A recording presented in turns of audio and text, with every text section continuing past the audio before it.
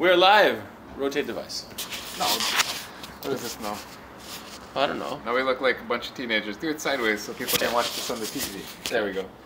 Like the race. There we go. Or is it locked? I think it's locked. And your phone's locked. Yeah. No. Stupid YouTube.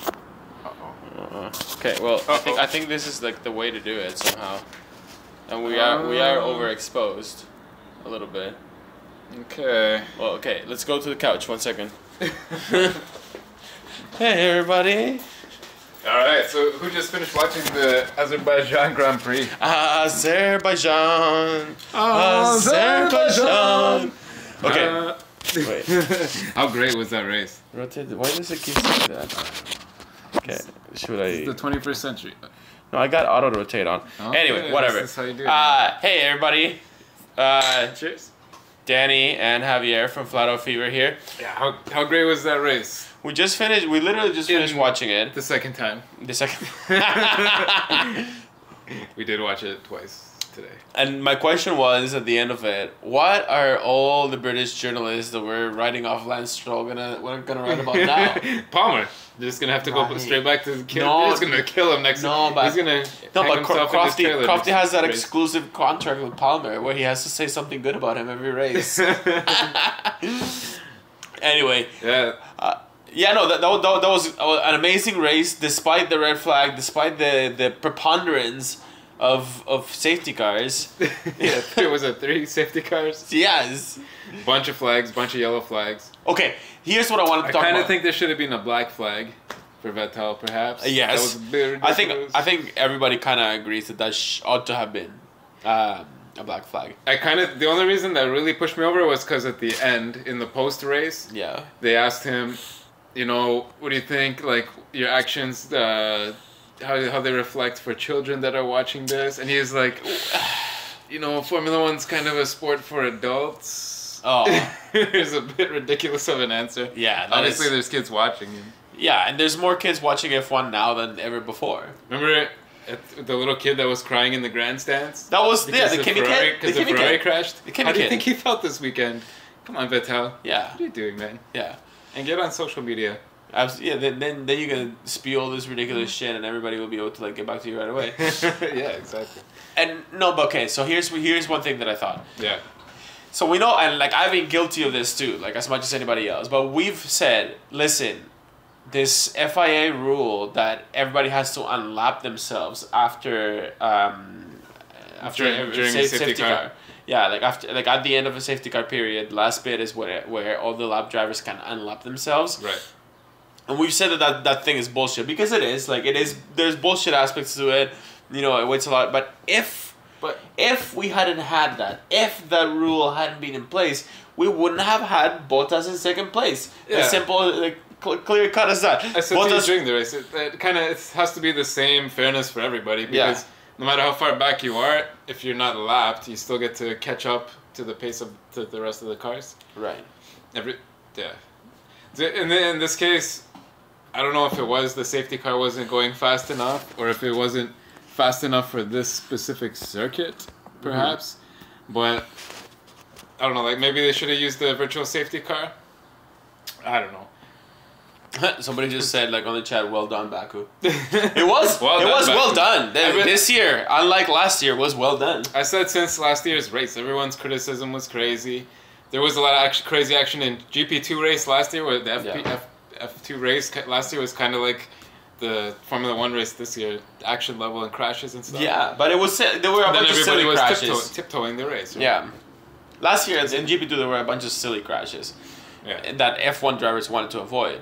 I think the F1 drivers just got spooked. I think the circuit is great. I really like it. I think after this year, like nobody's gonna doubt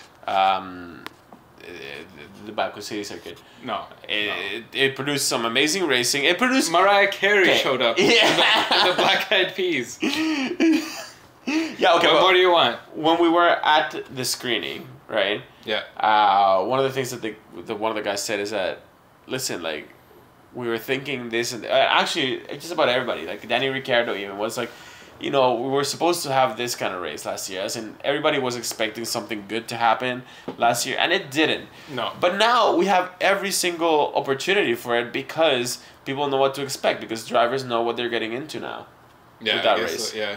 Yeah. They get to play out their strategy balanced against the deficit that their strategies had last year, what they thought they were going to do. Absolutely. Okay. Anyway, we will do a more complete podcast later in this week. Yeah, I But think so. we've talked for about 5 minutes now. I know that you had Yeah, let's something keep to this say. short.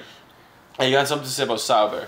Okay, before that, kind of just rolling off the end Yeah. of the race there, something that I noticed, there was a lot of replays because there was a lot of time to fill for the safety cars, the yellow flags, Right. the red flag.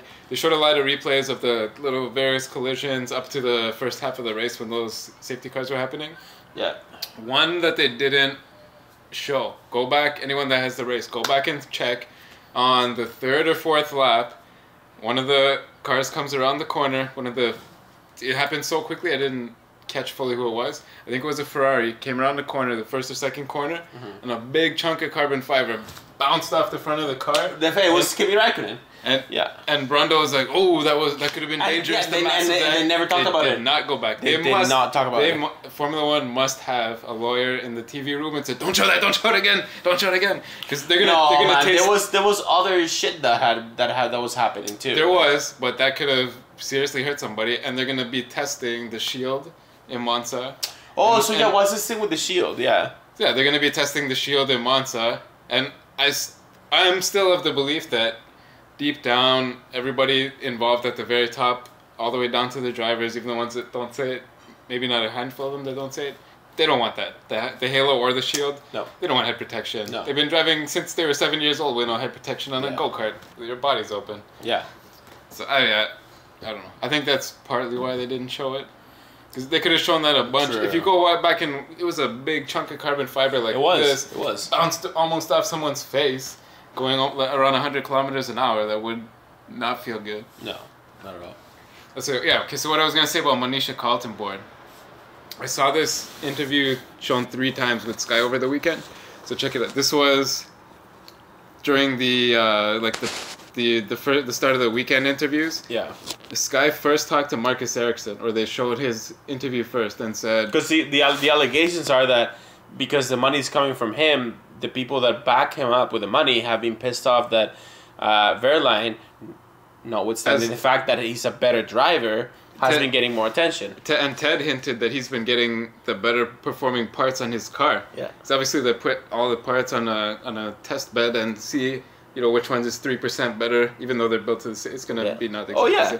Verline was getting the preference. He was getting them, and Or even if you want to measure it by like mileage. So how much mileage a part has? Like, if after 5,000 kilometers they give it over to Ericsson. No, they can't do that. You can't Right. switch drivers' Oh, yeah, parts. You right, can't right, switch right. drivers' parts. But straight from the box, from Yeah. the factory, he was getting the preferential parts and preferential treatment inside the team.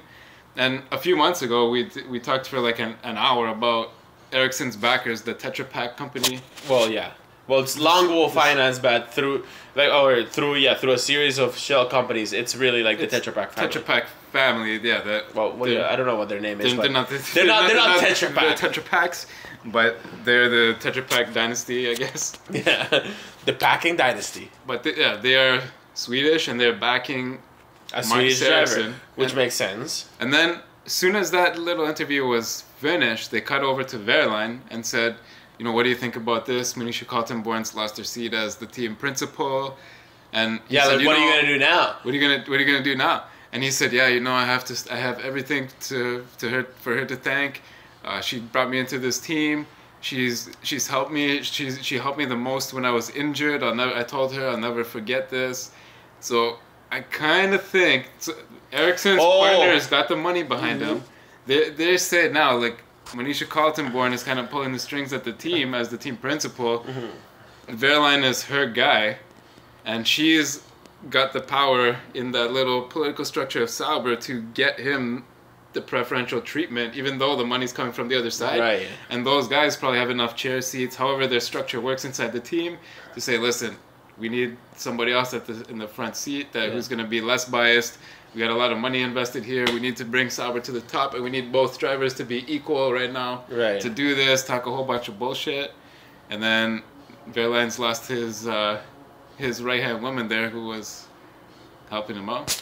Or you could say who was in the pocket of Mercedes. That as well, because we did a big thing about this too, because Monisha, I think she kind of let it go like at the end of last year that we're going to be running the 2016 Ferrari engine again. Not because we don't have any money, but because we might be switching power suppliers and, you know, they were looking for a different play. Where the bolts go are in different spots. Here's what I think that may have happened. I think that Monisha was kept in her role because she's... Okay, here's one thing that we don't know about Monisha Kaltenborn, and that a lot of people that like...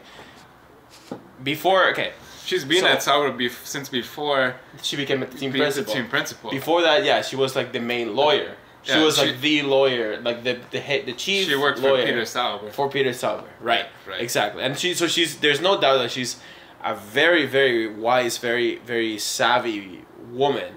Yeah, like, of course. You can see she speaks like 4 languages or 5. And yeah, but she's a lawyer. She's a team principal of multiple. Yeah, but I feel that her on-screen persona like doesn't give away like just how tough and like how like she's a ridiculous woman that like. Yeah, for sure. Right. She doesn't get the screen time as the big team principals. Way, yeah. Ridiculous as in powerful. Yeah. Power player. Yeah, absolutely. But I think that because Peter Sauber and like the thing of Peter Sauber, people knew him as like a guy, the kind of guy that like cared and loved the sport. Like he was in it for the racing. He was never in it to like even make that much money. He had other money coming in through his other businesses. The racing part was just his passion, and people appreciated it for that. You know, and he was Swiss. Well, he's still Swiss, and like that's he built his factory in Switzerland, whereas he could have done it in England. Like all the other teams saved money just because of the passion, right? So national pride. Absolutely. So Sauber is a team that like they have a lot going on. And I think at one point Monisha like embodied that feel, and like I feel because when she took control of Sauber, I remember that's roughly right around when we started the podcast. Remember? 2 years ago, two and a bit years ago. Well, 2.5 years ago now. So 2.5 years ago. She was in there a bit before then, but no, she was there like for many, many, many years before. But that's when when Peter Sauber stepped out and she became the team principal, right? Yeah. So back then, when we started the podcast, when that happened, I remember looking into it and like Monisha's tough. She knows, and if anything, Peter Sauber and everybody around had said like, all right, she's right to lead the team because she cares about the sport. Like she's apparently like a racer at heart too. Like she likes racing. She's into racing. Yeah, you can tell that. Yeah, for sure.